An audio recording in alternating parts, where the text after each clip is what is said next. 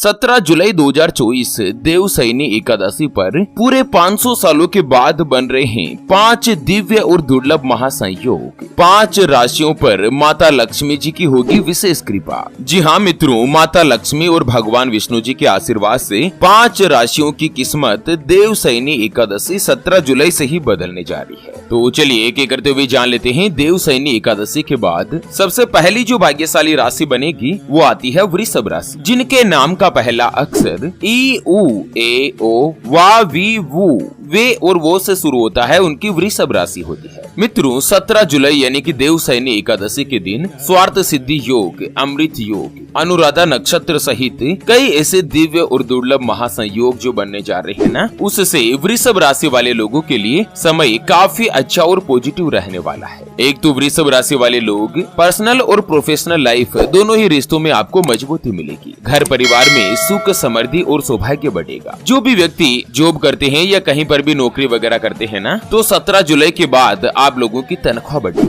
आपकी इनकम में बढ़ोतरी होगी और माता लक्ष्मी जी के आशीर्वाद से साल 2024 का जुलाई का महीना जो है वो आप लोगों के लिए काफी अच्छा और सौभाग्यशाली रहने जा रहा है। यूँ कहें कि माता लक्ष्मी जी के आशीर्वाद से वृषभ राशि वाले लोगों की किस्मत ही चमक उठेगी। आप आकर्षण के केंद्र बनेंगे, दूसरे लोग आपकी तरफ अट्रैक्ट होंगे और आपकी बातों को दिलचस्पी दिखाएंगे। लव लाइफ में प्यार और रोमांस बढ़ेगा। कार्यस्थल पर आपकी क्रिएटिविटी से आपका मान सम्मान बढ़ने वाला है। करियर में आपको सफलता मिलेगी। फैमिली में अगर किसी भी प्रकार का कोई भी वाद विवाद या चिंता चल रही थी वो दूर होगी। दूसरों के कार्यों को नजरअंदाज करते हुए आप आपस में संबंधों को और भी अच्छे और मधुर बनेंगे। जो भी व्यापारी वर्ग से जुड़े हुए हैं, चाहे अपना खुद का व्यापार करते हैं या पार्टनरशिप में कोई भी कामकाज करते हो, तो व्यापार में आप लोगों को दिन दुगुनी रात चौगुनी गति के साथ तरक्की मिलेगी। अगर आप कर्ज से परेशान है, लंबे समय से अगर आपके ऊपर किसी भी प्रकार का कोई भी कर्ज हो रखा है, चाहे बैंक का लोन हो या आपने अपनों से रिश्तेदारों से कोई भी पैसा उधार ले रखा हो, उस कर्ज से भी आपको छुटकारा मिलेगा। आप लोगों को उपाय बताया गया है कि वृषभ राशि वाले व्यक्ति देवशयनी एकादशी वाले दिन भगवान विष्णु जी को वैजयंती माला अर्पित करें और साथ ही विष्णु जी का जो बीज मंत्र है ना, ओम नमो भगवते वासुदेवाय नमः, इस मंत्र का 108 बार जाप करें। यह उपाय आप लोगों के सुख संपत्ति में कभी भी कमी नहीं होने देगा। चलिए बात कर लेते हैं देवशयनी एकादशी के बाद अगली यानी कि दूसरी जो भाग्यशाली राशि बनेगी वो आती है सिंह राशि, जिनके नाम का पहला अक्षर मा मी मू मे मो टा टी टू और टे से शुरू होता है, उनकी सिंह राशि होती है। सिंह राशि वाले लोगों के लिए भी देवशयनी एकादशी पर समय जो है लाभ प्रदान करने वाला होगा। अगर आप पॉलिटिक्स से यानी कि राजनीति में एक्टिव है, सक्रिय है, तो भी यह समय काफी अच्छा और शुभ होगा। इस दौरान आप लोगों की पद और प्रतिष्ठा में बढ़ोतरी होगी। इनकम के यानी कि धन कमाने के नए नए माध्यम खुलेंगे। आपकी आर्थिक स्थिति मजबूत होगी और साथ ही आप लोगों को तरक्की मिलने की भी संभावना है। इस दौरान आपको सुनहरे मौके मिलेंगे। अगर आपने पुराना कहीं पर भी कोई भी पैसा इन्वेस्टमेंट कर रखा है तो उससे भी आपको लाभ ही लाभ मिलेगा। नई नौकरी की तलाश कर रहे लोगों को अपने कार्यों में सफलता प्राप्त होगी। आपका कॉन्फिडेंस बढ़ेगा। अगर आप कोई भी अच्छा या बड़ा कार्य करने की कोशिश कर रहे हैं, चाहे अपना स्वयं का मकान बनाना हो या कोई भी नया व्यापार अगर आप शुरू करना चाहते हैं, सभी परिस्थिति में आप लोगों के लिए लाभ प्राप्ति के योग बन रहे हैं। नई नई यात्राओं का भी योग रहेगा और उन यात्राओं से भी आपको लाभ मिलेगा। अगर आप लंबे समय से किसी भी स्वास्थ्य संबंधी किसी बीमारी से जूझ रहे थे ना, तो उसमें भी अब धीरे धीरे सुधार मिलने की संभावना है। सिंह राशि वाले लोगों को उपाय बताया गया है कि देवशयनी एकादशी वाले दिन धन लाभ पाने के लिए भगवान विष्णु जी को स्नान करने के बाद पीताम्बर चढ़ाएं और साथ ही ओम पीम पीताम्बराय नमः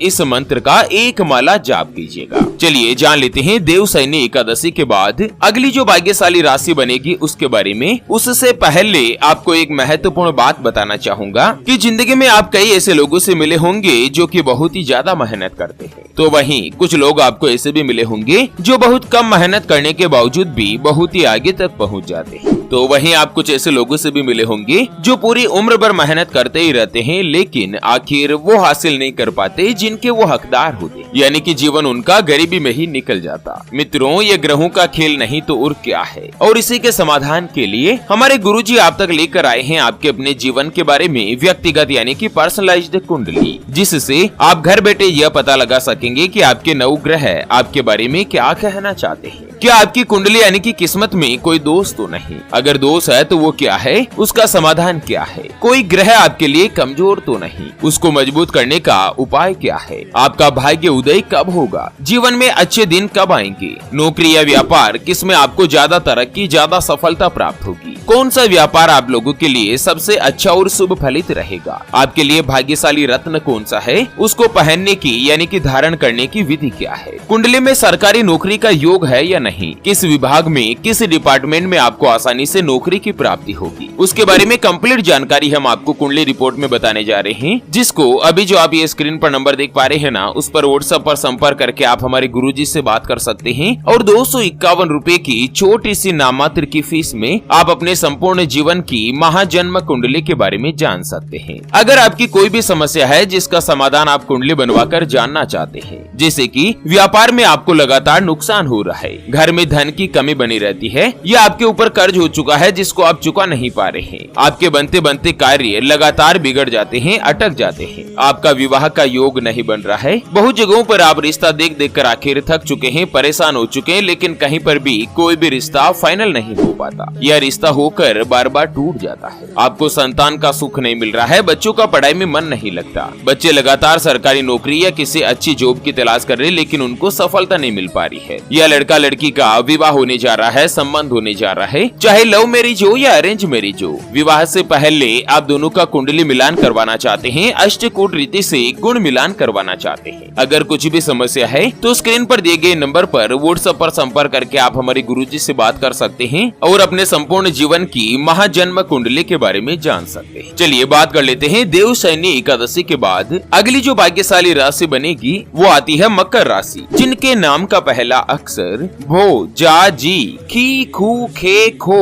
गा और गी से शुरू होता है, उनकी मकर राशि होती है। मकर राशि वाले लोगों के लिए भी देवशयनी एकादशी पर जो ये 5 महायोग बन रहे हैं, यह आप लोगों के लिए काफी अच्छा और फायदेमंद माना जा रहा है। जो भी व्यापारी वर्ग से जुड़े हुए हैं, चाहे अपना स्वयं का व्यापार कर रहे हैं या पार्टनरशिप में कोई भी कामकाज करते हो, व्यापारियों को नए इन्वेस्टर और क्लाइंट मिलने वाले हैं। आप अपने परिवार के साथ अच्छे पल बिता पाएंगे और जो भी विद्यार्थी है ना, स्टूडेंट है, उन लोगों के लिए भी समय काफी अच्छा माना जा रहा है। व्यापारी वर्ग के लोगों को व्यापार में आर्थिक लाभ मिलेगा। करियर से जुड़े कोई भी नए अवसर आपको प्राप्त होंगे। जो भी विद्यार्थी है, चाहे किसी भी अच्छी नौकरी की तैयारी कर रहे हैं, चाहे गवर्नमेंट एग्जाम हो या आप प्रतियोगी परीक्षा के लिए कोशिश कर रहे हो, दोनों ही परिस्थिति में एकादशी के बाद का जो समय है ना, ये आप लोगों के लिए काफी अच्छा रहने वाला है। जो स्वार्थ सिद्धि योग का निर्माण हो रहा है, इससे आप लोगों को अपने जीवन साथी का भरपूर साथ मिलेगा। अगर आप नौकरी करते हैं तो उच्च अधिकारियों का आशीर्वाद तो होगा ही, साथ ही आर्थिक रूप से उन्नति के संयोग भी बन रहे हैं। आप लोगों की तनख्वाह बढ़ेगी, इनकम में बढ़ोतरी होगी और साथ ही जुलाई अगस्त के महीने में आप लोग कोई भी अच्छी या बड़ी संपत्ति, जैसे कि स्वयं का मकान, गाड़ी, वाहन, कोई भी आप बड़ी संपत्ति खरीद सकते हैं। पारिवारिक जीवन सुखद रहेगा और घर में सुख सुविधाओं में भी बढ़ोतरी होगी। आपके जीवन में पॉजिटिव बदलाव आएगा। कहा जा रहा है कि देवशयनी एकादशी पर जो अमृत सिद्धि योग बन रहा है ना, इससे